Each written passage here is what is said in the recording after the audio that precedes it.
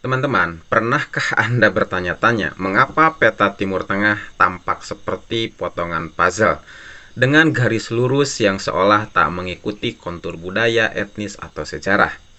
Di balik garis-garis itu tersimpan kisah perjanjian rahasia yang mengubah wajah dunia Arab hingga hari ini. Ya, perjanjian Sykes-Picot. Tahun 1916, dunia sedang berada di tengah kobaran api Perang Dunia Pertama. Kekaisaran Ottoman yang telah berdiri selama lebih dari 6 abad mulai melemah. Di saat itulah negara-negara besar Eropa melihat peluang untuk memperluas pengaruhnya, terutama di wilayah-wilayah strategis Timur Tengah. Inggris dan Prancis, dua kekuatan kolonial utama saat itu, punya kepentingan masing-masing. Inggris mengincar jalur perdagangan dan kontrol atas rute ke India, sementara Prancis menginginkan pengaruh di wilayah Suriah dan Lebanon. Namun mereka sadar bahwa jika tidak ada kesepakatan, ambisi masing-masing bisa berubah menjadi konflik baru, bahkan sebelum perang ini usai. Maka lahirlah kesepakatan Sykes-Picot. Pada tahun 1916, dua diplomat, Sir Mark Sykes dari Inggris dan Francois George Picot dari Prancis, duduk bersama, bukan di medan perang, tapi di meja perundingan.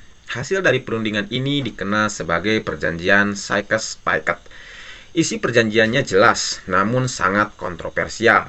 Wilayah Kekaisaran Ottoman akan dibagi-bagi antara Inggris dan Prancis setelah perang usai. Wilayah utara seperti Suriah dan Lebanon akan berada di bawah pengaruh Prancis. Wilayah selatan termasuk Irak dan Palestina akan jatuh ke tangan Inggris. Dan sisanya diatur sebagai zona internasional atau wilayah yang diawasi secara tidak langsung. Perjanjian ini dilakukan secara rahasia, tanpa sepengetahuan masyarakat Arab yang saat itu tengah dijanjikan kemerdekaan oleh Inggris dengan syarat jika mereka bersedia memberontak melawan Ottoman. Janji yang bertabrakan inilah bagian yang paling menyakitkan bagi banyak pihak. Kontradiksi janji. Di satu sisi, Inggris menjalin komunikasi dengan pemimpin Arab, Sharif Hussein, menjanjikan kemerdekaan bagi bangsa Arab pasca perang, asalkan mereka membantu melawan Ottoman. Di sisi lain, Inggris diam-diam menyetujui perjanjian Sykes-Picot dengan Prancis, yang justru membagi wilayah-wilayah Arab menjadi koloni baru. Ketika perjanjian ini bocor ke publik oleh Rusia setelah revolusi Bolshevik tahun 1917, dunia Arab merasa dikhianati. Perasaan itu bukan hanya sebatas kekecewaan, tapi luka sejarah yang membekas hingga kini. Perjanjian ini bukan hanya sebuah dokumen, tapi titik awal dari rekayasa batas wilayah yang tidak mempertimbangkan realitas etnis, agama, dan budaya lokal. Ya, konsekuensinya konflik sektarian yang berkepanjangan, perebutan wilayah antar negara, dan krisis identitas yang masih membayangi beberapa negara Timur Tengah hingga abad ke-21. Banyak analis sejarah menyebut bahwa garis-garis yang ditarik Sykes dan Picot dengan pena di atas peta telah menorehkan luka dalam sejarah kawasan tersebut. Lalu apa pelajaran yang bisa kita ambil dari kisah ini bagi bangsa Indonesia?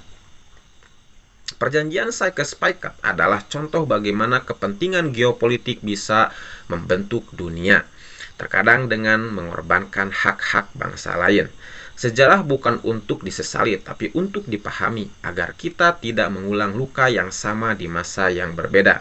Jadi, jika hari ini kita melihat ketegangan dan konflik di wilayah Timur Tengah, jangan hanya melihat permukaannya saja. Cobalah menelusuri jejak sejarah yang lebih dalam. Karena mungkin semuanya berawal dari perjanjian yang ditandatangani diam-diam lebih dari seabad yang lalu. Oke, jika kamu suka dengan konten sejarah seperti ini, jangan lupa like, subscribe, dan nyalakan notifikasimu. Karena masih banyak kisah dunia yang menarik untuk kita gali bersama. Sampai jumpa di video selanjutnya.